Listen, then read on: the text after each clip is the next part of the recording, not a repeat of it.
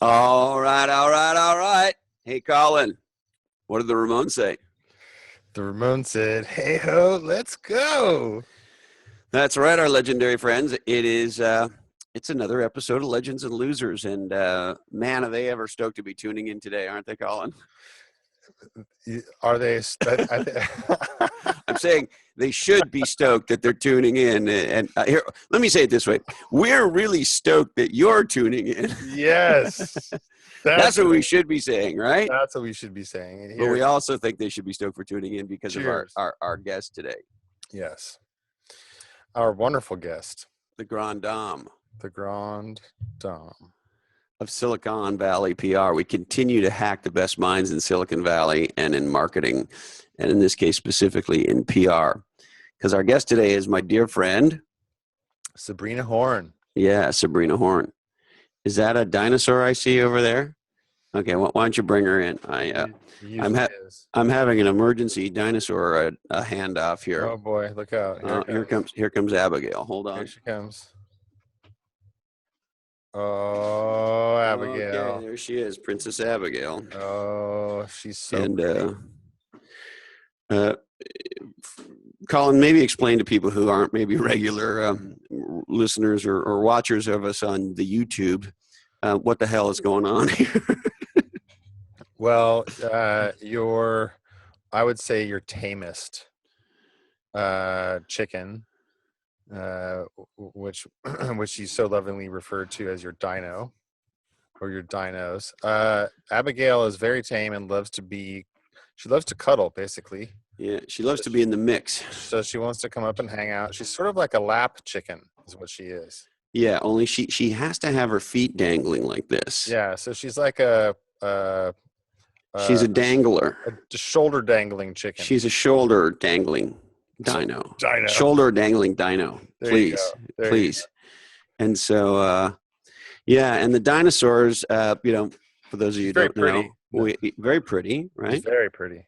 Yeah. What is her breed? She's an Americana, is what she's called, and Ah. they're distinguished by they don't have any jowls or a wattle, that shit that hangs down underneath their necks. Oh yeah. Instead, they have these lion manes, or they're sometimes referred to as beards. But given that Abigail is dino beards. given that Abigail is a lady, she doesn't like it when you call that a beard. So it's a mane. She's part lion.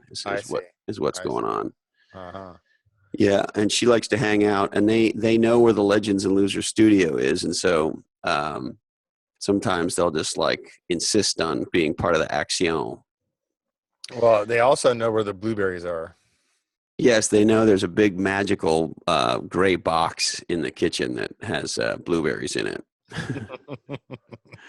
And they're prone to coming in the house and demanding. It's a dino home invasion, and where they demand blueberries from the box. And then they leave deposits on the way out. Yeah, and then they shit all over the house and leave. Oh, and normally at least one of them still has dirt in her feathers from dirt bathing that she has not shaken off. And so there's normally a bunch of poops and then a pile of dirt somewhere. And then an egg more recently. Yeah, that was kind of weird. That was Abigail, actually. Was that 2 days in a row or just one?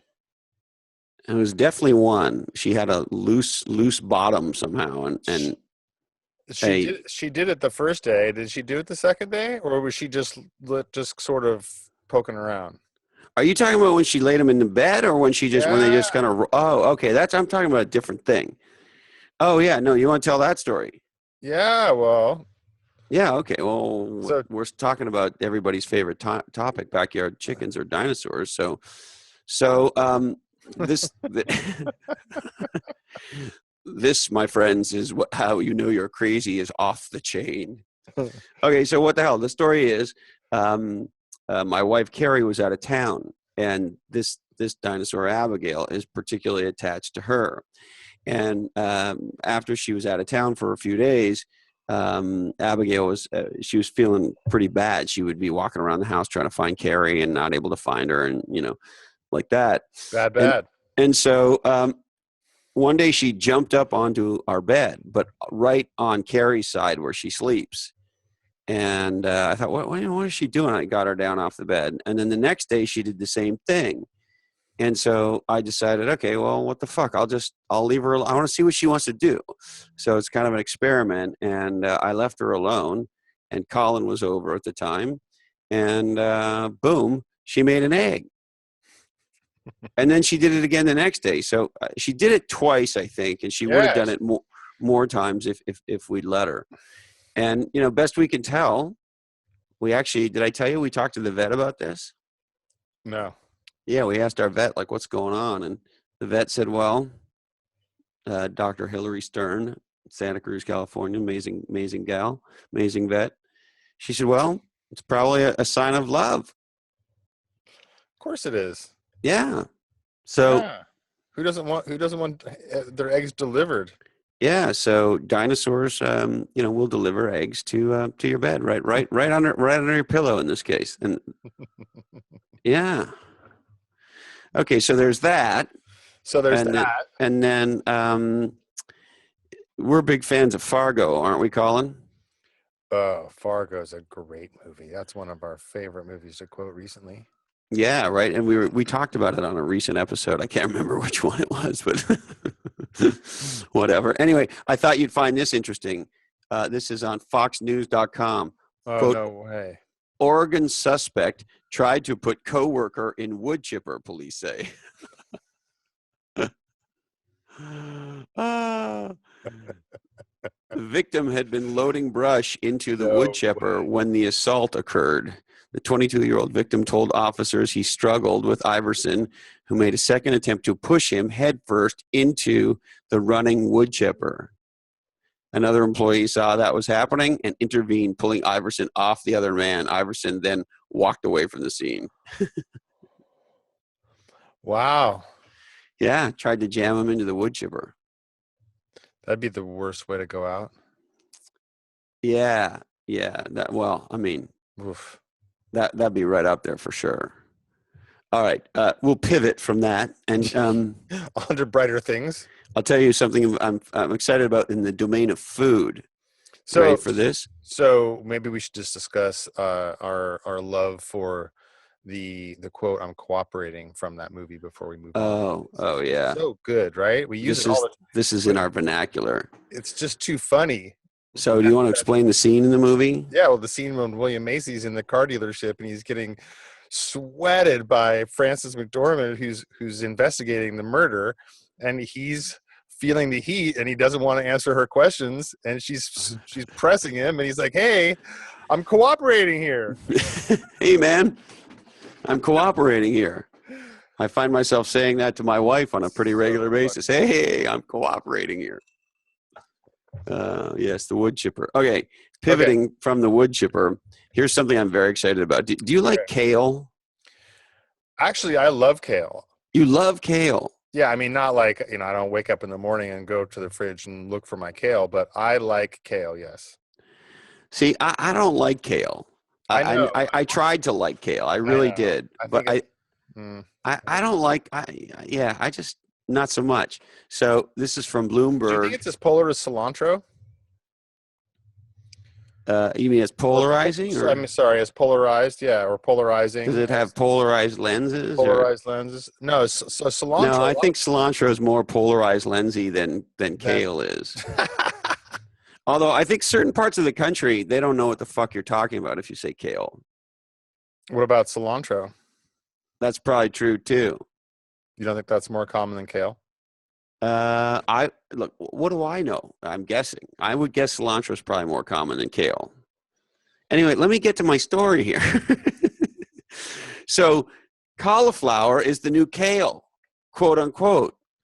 The go with anything, grow anywhere vegetable becomes a social media sensation.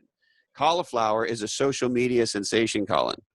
This is on Bloomberg too. This isn't on this isn't a supposedly real news site.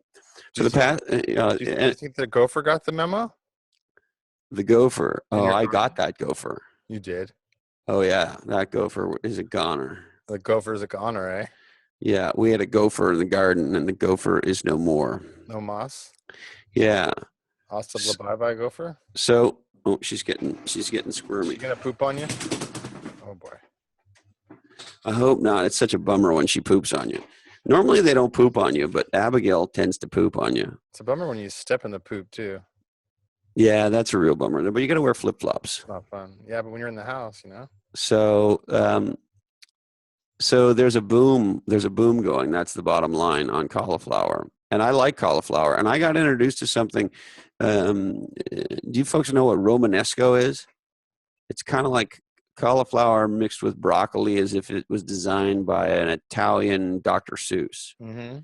Man, that's good shit right there. So I'm happily on the new kale, which is broccoli, and I'm going to throw, which is cauliflower, and I'm going to throw Romanesco in there too, just because I'm adding it to the mix. Okay, you can do that. And then on the other side of the food spectrum, there's this other thing that's been going on that I've been thinking about that I thought we should talk about. Oh, really? What's that? Have you heard that Starbucks has a secret mermaid frappuccino? Go on. So last month they had the unicorn frappuccinos. I recall. Okay, well now there's the mermaid frappuccino. And I'm reading this off fortune.com, and those are smart people at Fortune. Quote, while not officially promoted by Starbucks locations across the country, the mermaid frappuccino offers a new option of magical frappuccinos. They're calling them, this is a new category called magical frappuccinos. Oh, okay. The drink, which is purple and green, is made from a vanilla bean, blended blackberries, and matcha powder. Matcha? What the fuck is what's matcha powder? Is that like macho powder? I don't know. That's according to Cosmopolitan, Colin. Okay. and Starbucks barista and blogger Jocelyn Freeman, known as the Modern Barista, created the drink at her location and immediately sold out of the unicorn frappuccinos.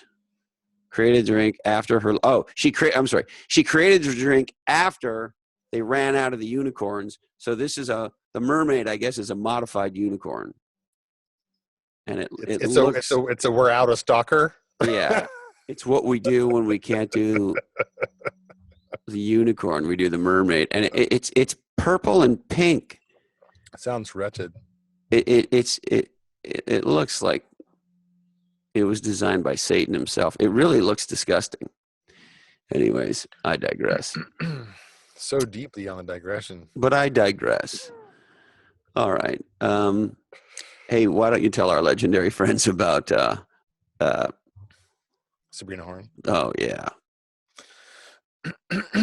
Sabrina Horn is the founder of the Horn Group and the managing partner, technology practice of Finn Partners. She's one of the grand dames of both Silicon Valley and Silicon Alley PR. She's an accomplished technology and PR industry icon. Sabrina serves as managing partner, technology practice leader at Finn Partners, a global communications firm. She's the founder and CEO of the Horn Group, a leading PR communications agency in Silicon Valley and New York, which she started in 1991 and sold to Finn Partners. For over 2 decades, she helped put hundreds of new companies on the map, created industry categories, and shaped emerging tech markets with sound PR communication strategy and execution. Sabrina has been inducted into the PR News Hall of Fame. She has 2 daughters, 2 large golden doodles, and loves to sleep, cook, run, listen to live music and our podcast, and knit in her spare time. She's a knitter. Yeah, she's in the Hall of Fame. That's who she is. She's in the Hall of Fame. She can knit whatever she wants. Well, she'd get along really well with my mom. My mom loves to knit. All right. Well, here's our dialogue with Sabrina Horn. I don't think it was weird. It was weird for me. I think maybe it was weirder for you than for me. You were the 8th. I think you were either the 7th or the 8th chief marketing officer at that company. And do you remember what you told me the first time we went out to lunch together? Do you remember this? Because I fucking do. I think I told you how it was going to go down. Yeah. Did she lay the groundwork for what was going to happen, or what? Oh yeah, she was fucking Ghost to Christmas Future. But I didn't want to have any of it. So Colin, you got to imagine, right? I think 27, if I'm not mistaken, at the time. And I've been in Silicon Valley for 15 minutes, and I think I am the mayor of Bonerville. I can just imagine. Right? I mean, yeah, can you imagine how terrible I must have been? Oh, fuck, it's terrible now. Anyway, so yeah, I'm the man, right? And so Yeah. Sabrina is the head of PR and communications for this company that I'm the man now at. and I've been in Silicon Valley for 15 minutes, and she takes me out to lunch, and she sits me down, and she says, "Now, Christopher, you're not the fucking man. Not only are you not the fucking man, you have at best 18 months, and you're the 12th guy I've seen in this job at this company. And the other thing I could tell you is, when you're not here, I will be.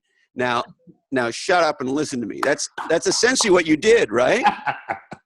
Not exactly. Wow. Words, I mean, how much did I exaggerate? no, a little bit. Just a little bit. A little bit. And guess who was right, and guess who was the douchebag?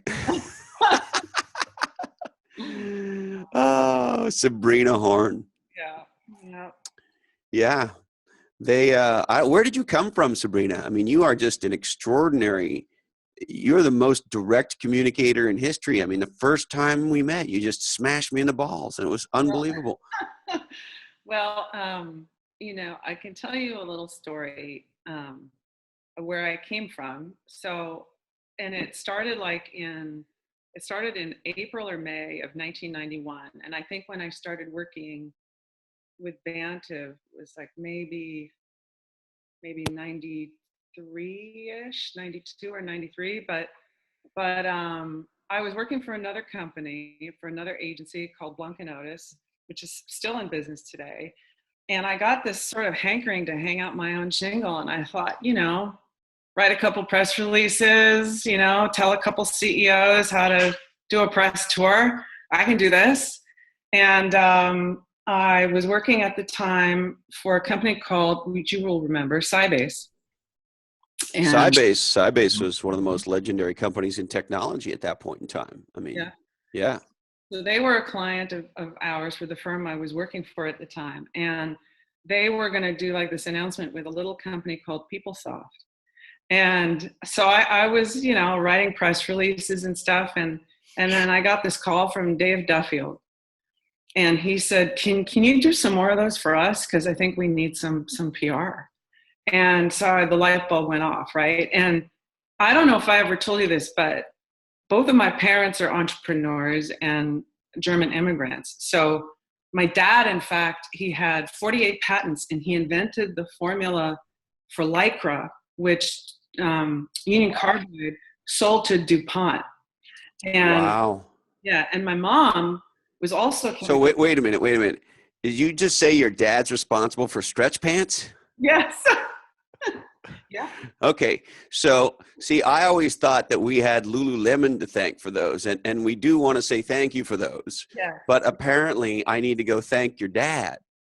Yeah. So, so he invented. Did I just say something terrible, Colin? Was that horrible? No. Oh, okay. It was funny though. And my mom, like, she was no slouch. She invented the formula for the glue that's used to bind books, or at least it was back then. No way. Yeah. So not the sniffing kind, though. Not the sniffing kind. And so, so then, like, I tell my parents, I want to start a PR agency, and all the chemistry sets they gave me for every Christmas are like stocked up in the closet, and they're both shaking their heads. Not so much on the chemistry, huh? No, Daughter of chemists. Nope, not for me. So so I go off and I created this like business plan for Sabrina Horn Public Relations, which later became the Horn Group. And I put together this deck for Dave Duffield at PeopleSoft. And back then, the technology of the day were these overhead foils, these transparencies that you put on the projector, right? Yeah, of course. And when you were Yeah. snazzy, you had them all pre-done up and stuff. Actually, do you remember we used to take PowerPoint and have it print those things? Yeah. Yeah, So I had 80 of those. And that's a lot of slides. So I go to this meeting, right? I'm 29 years old, and I walk into this boardroom, and everybody is freaking old, right? And now I'm old, but I pitch, Easy on the we're old part, eh? and so I pitch my heart out, right? And at the time, had people sort of did people generally know PeopleSoft was the hot company, or was it way early? No, they were like 5 million and 50 people. Yeah, but of course, David already had at least one or two big successes behind him at that point, did he not? Yeah, I think he had at least one. Yeah, if I'm not mistaken. And so I pitched my heart out to those guys, and there was like another agency they brought in that had lots of gray hair and, you know, a whole team of people. And I wasn't even in business, right? I'm just on vacation trying to like figure out if I can do this, right? And win a piece of business. So by the time I got home, there was a message on my answering machine, which was the technology of the day as well. And it was this woman named Linda Zecker, who she said, "You got the business and it's $8,000 a month." And I was like, "Hell, woo! We're going to Vegas." Yep. And so I was just on the moon. I'm like, "Wow, this is it. This is my ticket." And you know, and so I called my parents that night, and I can't believe I never told you this story. So I called my father and I said, "Guess what? I've got this client. I'm going to start my own company, and you know, and this PeopleSoft is like kind of cool." And he said, "I don't think you should do it. I don't think you're going to be successful."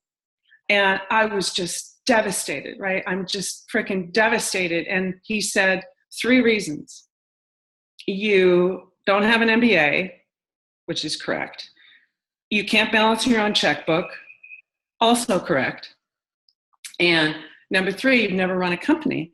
And by this time, like, he was a venture capitalist, and you know, he'd seen 9 out of 10 startups fail, right? And he didn't want his daughter to be another statistic. So I'm just devastated. And I like the next day I was like a zombie, and I got home in the afternoon and I just thought to myself, you know what?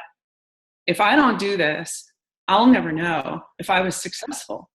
And if I fail, I'll just get a job, you know, somewhere else writing press releases. And, you know, if this company, PeopleSoft, kind of like goes down the tubes and they don't make it, it's okay. You know, I'll find somebody else to work with. And so I called my father and I said, "I'm going to do it." And the rest is. What did he say, Sabrina? He said, "Good luck in your new venture." Really? Well, you know, good for him. Yeah. Yeah. So that's the story. That's how it all starts. How it started. And how does it feel today that people call you the grande dame of PR in Silicon Valley? I don't think they call me that, but you know. Oh yeah, they do. I don't know. Well, there are other things they call you too, but. Yeah. Was there ever a reckoning where he realized that he was wrong? Yeah, there was a day in like 1998, and because we had been in business for about a good, you know, 6 or 7 years by then, and I had a party in our office, and all of our clients came, and we had press come, and there were like maybe a good 60, 70 people that came. And he came up to me and he gave me a hug and he said, "I just want to tell you how proud I am of you. You're going to make me cry." So he finally said, like, that was good ROI in, you know, my investment in you. I got a good ROI on that. So. Oh, I love that. Yeah. And right, as children, what do we want? We really want, almost more than anything, if not more than anything, to make our parents proud, right? Yeah. Yeah. I mean, yeah. So that was a big deal, and so I did it for 24 years, man. Like, it was a really long time, and then I started to feel like I got to land this bird at some airport, and got serious about trying to sell the Horn Group. And I ultimately did sell it to a company called Finn Partners, which is a great company. So I got to do everything I was doing before that I love without the headaches of like making payroll and dealing with all the complications of running a company. And how long has it been since Finn acquired the Horn Group? It has been 18 months.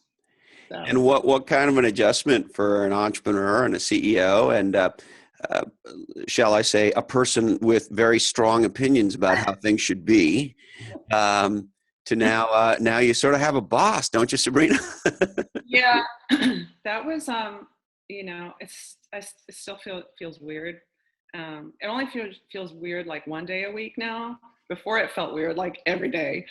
But I hadn't had a boss in 25 years, right? Yeah. And but the way that this company is structured, it's a partnership. So, it's more that you're working with other partners. And there's one guy, Richard Finesse, who's an awesome guy, and Peter Finn, who's the CEO and founder of Finn Partners, that I report to, but they gave me so much latitude and freedom to structure an entrepreneurial deal. Did you give them any choice but to? Well, I wouldn't have taken it, Fair enough, Sabrina. I wouldn't have taken it. And so yeah, it's been really good. Like some things are different, obviously, but sometimes when like there's decisions that are made that I don't understand, or like, why are all these people copied on this email? But that's working for a bigger company, right? And I won't say at what company and with what CEO, but I will say that I was in a meeting of executives once with the CEO where the meeting went sideways because the CEO wanted to interrogate the CIO to find out how we could turn the fucking reply all button off so that if there was 25 people on an email thread and you actually wanted to reply all, you had to re-add each 25 person each time because he was convinced that this was the biggest thing causing the problem in the company. Right. Yeah, I mean, so stuff like that, like, you know what, it's not my problem anymore. And that's the stuff I didn't want to deal with. So, it is what it is, and I'm happy, and I'm doing what I still love. So did you find it hard to let go in some cases? Yeah, I mean, I guess I prepared myself for that emotion, before I did it. And I'm the kind of person who leaves no stone unturned. And so I was very thorough had many conversations with myself to be ready to to go to this new country, really, which is what it was for me. And even so, like, there were still times when I'd be like, oh my God, like, this is so weird. I learned how to be a leader with influence, but no control. And that's very, very different from what I'm used to, because, when it's your company, you socialize ideas, you get input, but at the end of the day, you make that call. And here, I don't have a P&L. I don't run, a group. I have no P&L responsibility. So I don't get to make the decisions, but I can influence them. And that's entirely different. And don't they pay you kind of to be Sabrina Horne? Yeah. Well, I mean, that's right. I mean, you're like Michael Jordan. They just pay you to show up and be Sabrina. Right. So what do they bring you on sales calls and go like, ta-da, now the magic starts. Yeah. Sabrina. Yeah. Right. Yeah. Isn't that, don't you you're sort of, you get to, you're like this rock star who like, you just sign autographs now for a living or something. Oh, stop. Like some of that, like running your own business, and any CEO, and you will agree with this, is it's very humbling to be a CEO because you deal with a lot of shit. And when you're the founder and your name's on the door, it was never about me at the Horn Group. It was always about everybody else. And it was a very selfless, actually, job to have, because you basically work for your own employees and you work for your clients, And so then when people say things like what you just said, Christopher, it's like, it's almost like, no, don't say that. Like, that's like, it puts you up on this pedestal. And I never really felt that way. And maybe that was. Yeah, I don't mean it that way, Sabrina. You are not you're in an industry that has, egos up the kazoo, and you were never a big ego person. So I was just funning with you a little bit. But the thing that is powerful, though, is you are the grand dame. Right. And so you've been through all of that. There's very few people in our industry who have anywhere near the kind of experience that you've had and had the seat at the table that you've had. And so in seriousness, when you show up in the room now, it's like, holy fuck, somebody very big just came in the room. Right. And so what's it like to go from calling your dad and saying, Dave Duffield just signed up and I think this thing might go, and knowing, of course, he was skeptical, to all the way to today, somebody bought your company and they still want you around because really you're an industry icon. Yeah, it's pretty amazing. And do you scratch your head sometimes? Yeah, I mean, like partially, like where did the years go, right? And time went by, so that was a lot of press releases, right? But yeah, I mean, it's kind of it's a pretty heady responsibility, and it elevates, like takes the standard up to another level, because everybody's expecting, like, wow, so Sabrina's here and they think some brilliance is going to come out of my mouth, and I really need to do my homework, right? Like, so I just do my thing every day, and I'm honored that people think that of me, but you earn it every day, man. You earn it every day. And the day that you blow it big time, especially in this industry. Here today, gone later today. Yeah. So, you want to talk a little bit about the life outside of work, and is that off base, or? Sure, go for it. Well, why don't you brag a little bit about your family? Yeah, so I have two amazing daughters, and I have Grace, who's 19, and she's studying art history at the University of San Francisco. Go Grace, go. Yeah, go Dons. And like, where else can you take a class in Islamic art for $60,000 a year, right? It's a great experience. What? Yeah. Wow. Yeah. Viva la, I don't know, education system, I guess. Yeah, there you go. And Christina is a sophomore in high school back in New York. And, I come out here to San Francisco 1 week a month. I've been doing that for, God, like 14 years now. So you moved to New York full-time 14 years ago?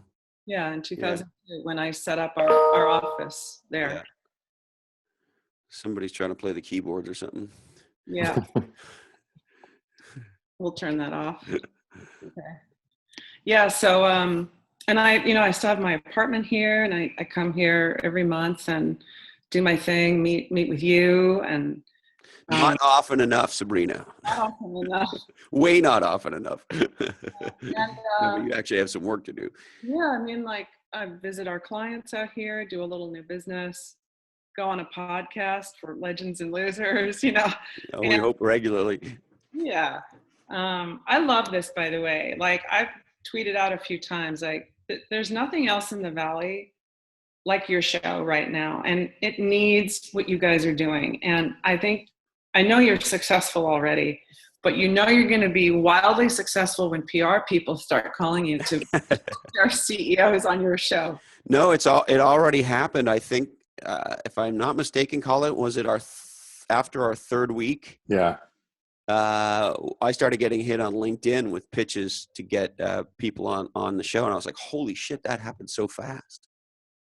Yeah, that's cool. But thank you. And I know this is a horribly self-serving question, but you and I haven't talked about this, because you've told me this and you've said we could tweet it, which we have, mercilessly. Mm-hmm. But you and I really haven't talked that much. live. And so I kind of got to ask you, what is it that makes you think, this kind of conversation that we're having with people, why do you feel so strongly about it? Because people want to hear the stories from people who've, made mistakes and been successful in this crazy industry in this very unique place called Silicon Valley, right? There's no other place on earth like it. And there's no forum for telling these kinds of stories in an informal, kind of fun way. And you make it that way. You guys both make it that way. But, everything else is kind of so stiff and staged. And I think there's room for this, and there's a need for this because people want to learn those lessons, those stories.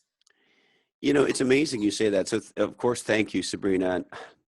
I haven't really talked that much about this.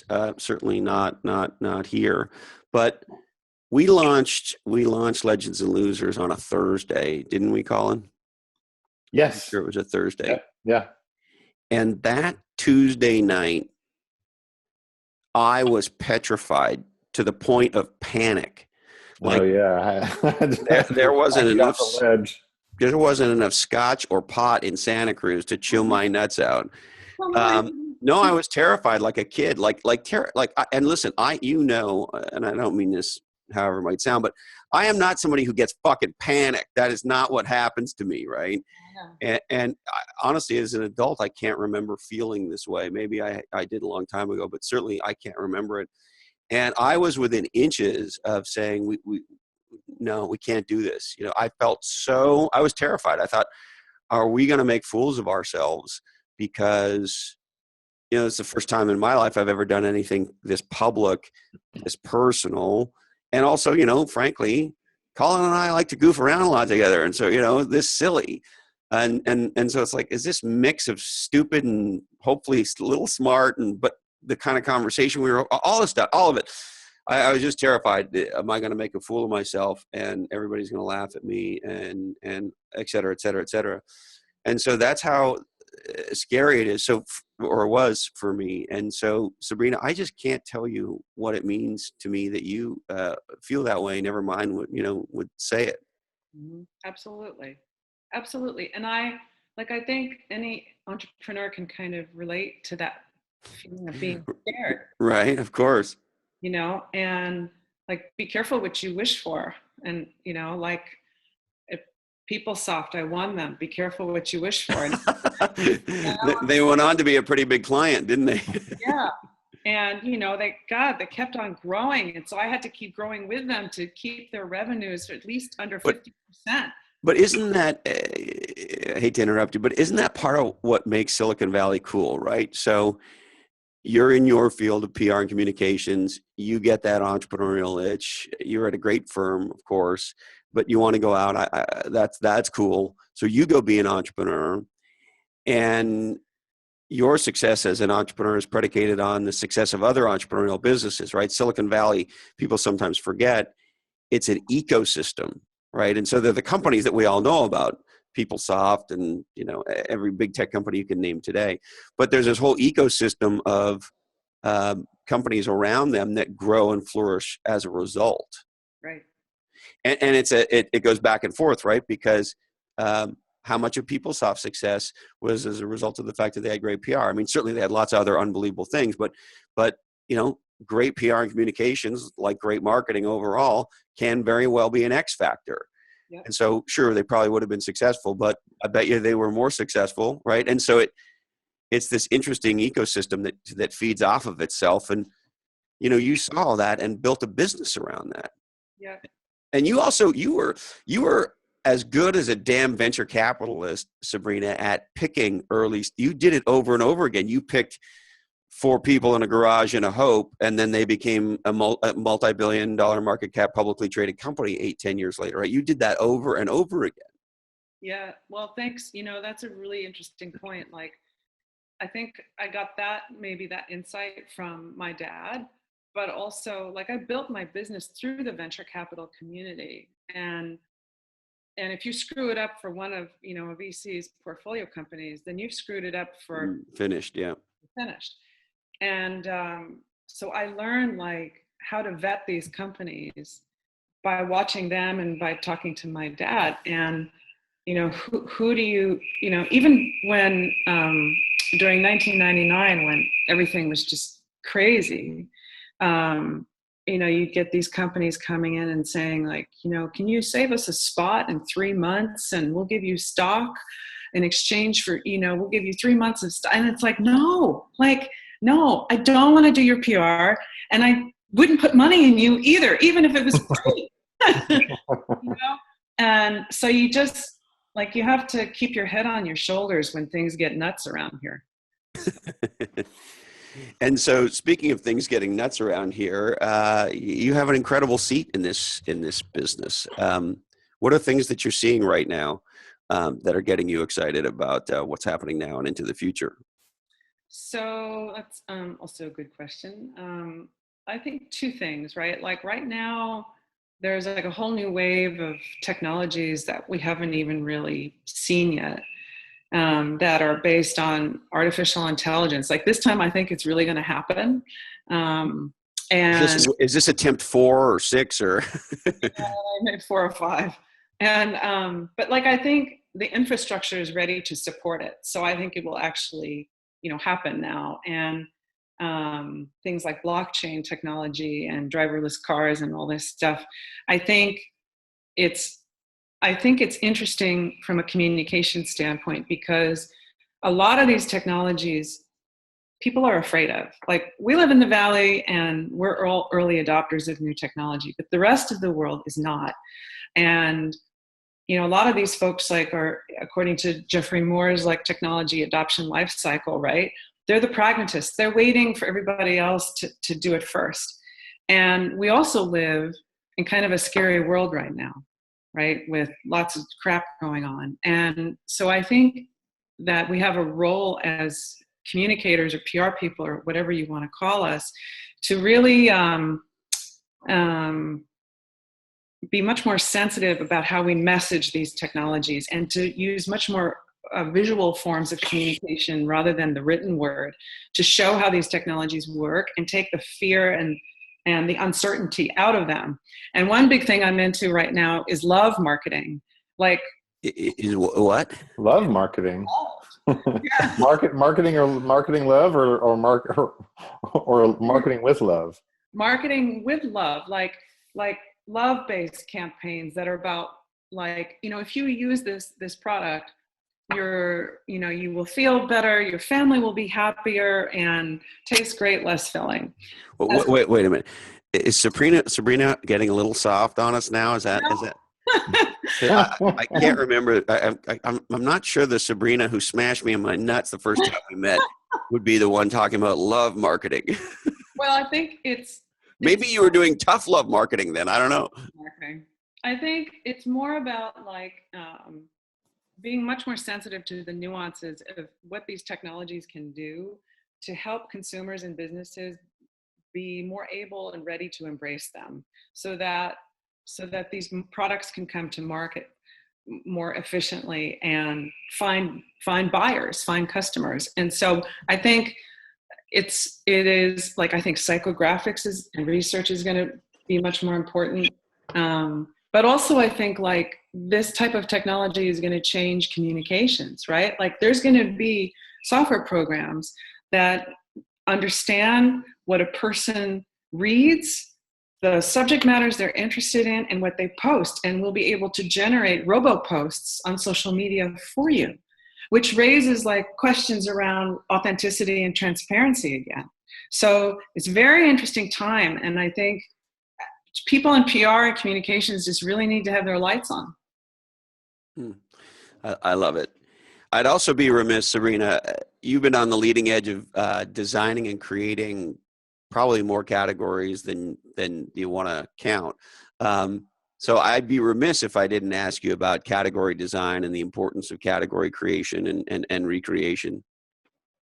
So I read your book, and it's amazing that nobody thought of this before, right? it is what is done for technology companies, but your thesis transcends every industry. And I can't tell you the number of times I heard a CEO, if I had a nickel for every CEO who said, we've got a new category, this is a whole new thing, we've got this vision, and, and more often than not, it's not a whole new category, it's a brand new subcategory, right, to the points in your book. And all these different slices of the pie make the pie whole and, taste better and fill it up. And then every once in a while, there's some kind of breakthrough technology paradigm that creates a next generation of that category.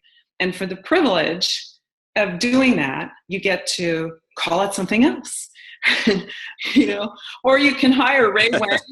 You can hire Ray Wang and he'll give you the acronym for it. Yeah. Ray's a genius. And we've had him visit with us once, and hopefully he'll come back. Hey, sorry, I want to interrupt here for a second, because Sabrina, something you said just a minute ago about having a bot learn from your posts. There's something I read on Bloomberg just the other day, pushing the boundaries of AI to talk to the dead. Replica is a chatbot program that doesn't just talk to people, it learns their texting styles to mimic them. Wow. So there you have So it. cool. So there it is. Is it available now, Colin?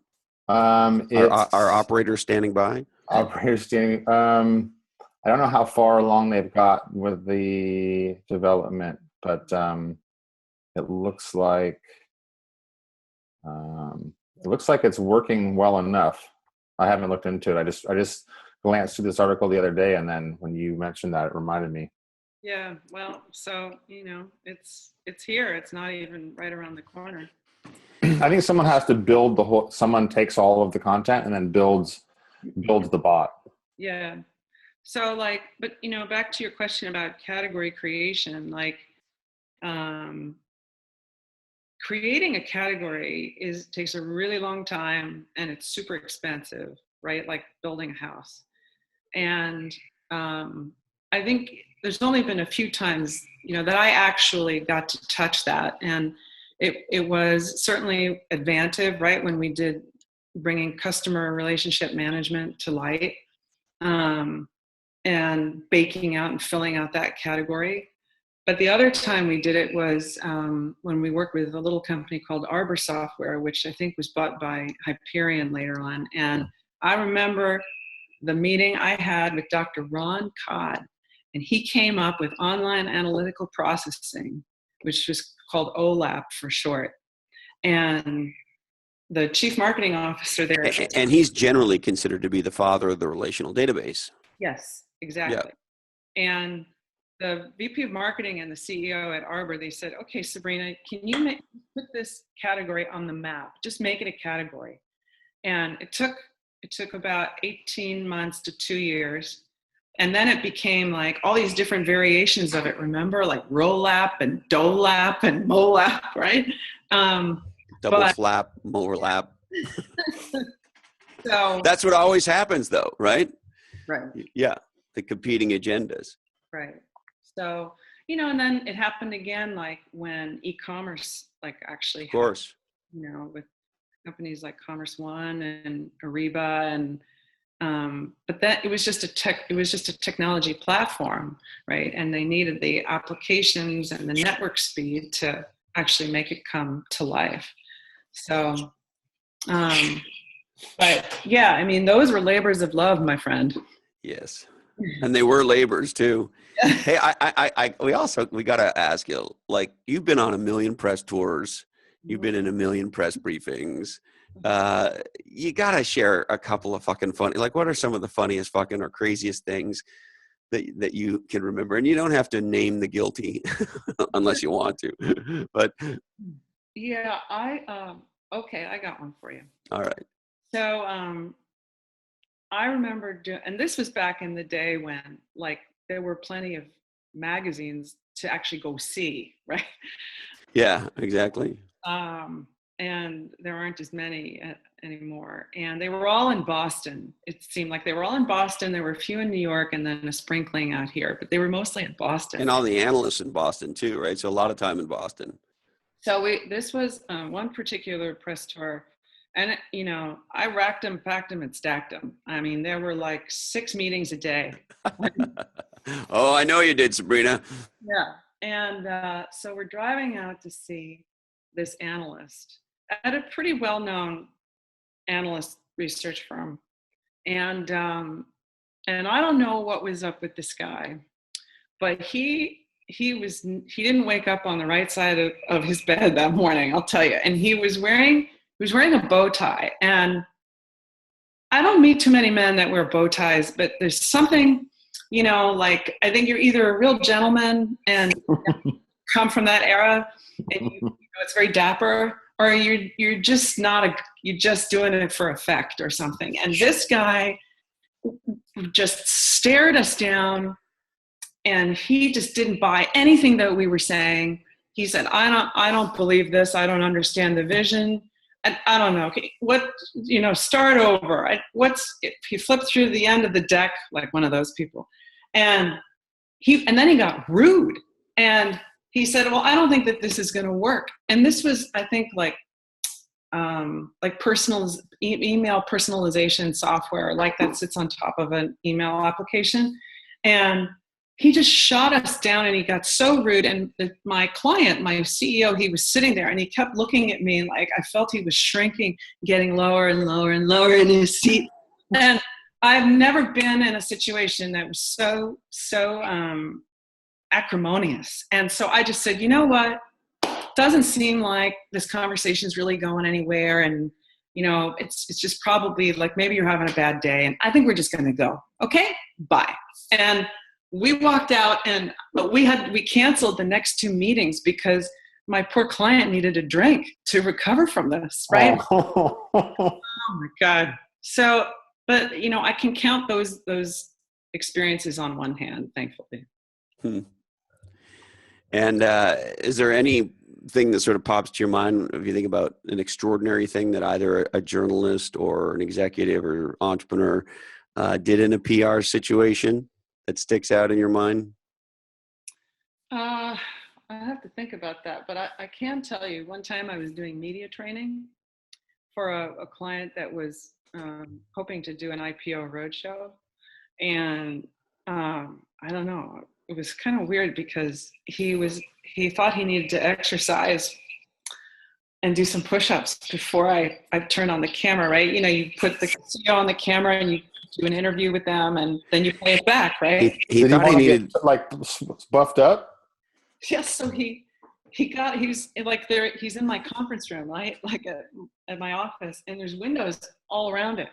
And he gets out of this like, I just need to get ready for this, Sabrina. I just, and I'm like, it's okay, man. Like, this is just you and me. Like, this is not going to be broadcast live. And he gets that out, and he does like 20 push-ups and some crunches on the floor. And, and he gets up and he hit his head on the bottom of the conference table. Oh no. Oh my God. And then I had to get him some water. I felt so embarrassed for him. And I don't think we actually went through with the training. I think he was just mortified. And that was it. That was it. And the thing is, like, a lot of these executives, right, have, we can all complete an English sentence. But doing an interview on TV or with a tough reporter or an analyst, you need to be prepared, and there's some tricks of the trade. And a lot of times these guys come in like, oh, they're all puffed up and, beating their chest. Yeah, I got this nailed. That's okay, And then you start to kind of take Humpty Dumpty down, and you got to put them back together, right? And it's a very humanizing, it can be humiliating process, but I feel like I did some of my best work with tech CEOs doing that. And what do you think are the, maybe 3 key things that entrepreneurs and executives really need to know to be great at PR, great with the media? Well, it always comes down to what you're saying, right? Like you got to have your 3 core messages. You need to be brief and be gone. and be succinct. And then, the rest of it, like I call it like it's the salad dressing. You got the salad, but it doesn't taste very good if you don't have salad dressing on it. So then it's all about the delivery and how you engage with the person. And, people don't understand a reporter's job is tough, man. And it's even tougher today. And so I try to help them put themselves in the other person's shoes and try and relate to them as a human being, not as, Joe CEO who doesn't give a shit. So, I was always amazed at how quickly executives could get pissed off at reporters. Mm-hmm. And you actually taught me this, that if you meet a reporter who's ignorant about what we're here to talk about today, that's a giant opportunity. Mm-hmm. And I know, I've seen many executives get infuriated. I'll never forget sitting down, and I won't name the newspaper because it's a big ass newspaper, and they were starting a business technology section on the weekend, and it was coming up, and they were a month away from launching this new section. And we met with the guy who was in charge of this section, and so we sit down and we start talking, and I reference ERP and CRM, Enterprise Resource Planning and Customer Relationship Management. And this is the guy who's in charge of the weekend business technology edition of this very gigantically well-known newspaper. Uh-huh. And he says to me, "What's ERP and CRM?" And I thought, holy fucking fuck. The insight that is to the media is mind-blowing just in of itself. But anyway, yeah. I remembered the training, Sabrina. Mm. And I said to him, okay, great. You want to spend some time kind of talking about some of the major application areas in business software and how they kind of work and et cetera? And he goes, oh, that would be great. Yep. So I did. I broke all that shit down for him. Well, guess who he called when he had shit he wanted to talk about? Every time. Right? A certain ugly, bald MFer. Oh, you probably, made a friend, for him, out of him for life, right? Because, and so often. I don't know why he got the job. It's not his fault, right? I mean, he wanted to be a writer, and I don't know. Here he is. He's got to talk about ERP and DOG and FART. Right. Yeah. So I think, that's a huge opportunity. And sometimes the CEO will just bypass that as you ignorant fool. How could you not know that? And why am I talking to this person? It's probably because the person you were supposed to talk to is on deadline writing another story. And so, every opportunity to talk to somebody about what you're doing is an opportunity to be gracious and help them, understand more about what's really going on and get to know them as people, not just as some information sieve. And what do you think is the biggest mistake that, entrepreneurs or executives make when they talk to the media? But I think a couple mistakes. I mean, when they don't take the time to understand what they've written about before and where they are in space and time, right? How much do they know about this certain technology? Are they new to the beat? What have they written about it before? Are they biased to another competitor? Because then you get blindsided when in the interview, and you don't want that to happen, right? So it's all in the prep, I think. And then it's ego, right, man? You're just a spokesperson for your company. You need to put the title aside. And the worst you can do is talk down to a reporter, because then it's game over. Isn't it amazing how often we see that with a chief executive? It blows me away, but that comes down to maturity and insecurity and other things we don't have to get into here. Now, I think we'd also be remiss if we didn't get your thoughts on kind of how you think Silicon Valley is doing, and San Francisco, and what's going on in New York, and just sort of share with us. You have this incredible perch, right? You were in Silicon Valley for so many years, and now you live in New York, but you're back and forth, so you're very What do we got? Dogs and cats chasing each other there in the background. Anyway, my point is, you have this incredible perch, and you live in New York and San Francisco, and you talk to all the VCs and all these early stage companies. What's your sort of impression of sort of, I guess, A, where Silicon Valley is, or the Bay Area technology is, and then B, sort of technology and startups, in New York and beyond? Okay. All right. Well, that's a big question. I mean, I guess I can answer it in a couple of ways. I think New York is now number 2 in terms of behind Silicon Valley in terms of a number of amount of venture capital investments and innovation and new startups. And Boston used to be number 2, right? When Route 128 was all that. Boston, I mean, people forget, right? Boston had a chance of being Silicon Valley.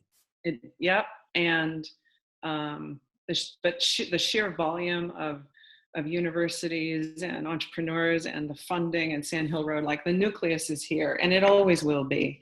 But Boston is now more focused, I think, on, there's innovation obviously in startups there, but I think it's more life sciences based, medical devices and energy startups, neuroscience and areas like that I was too far away for me to bridge to.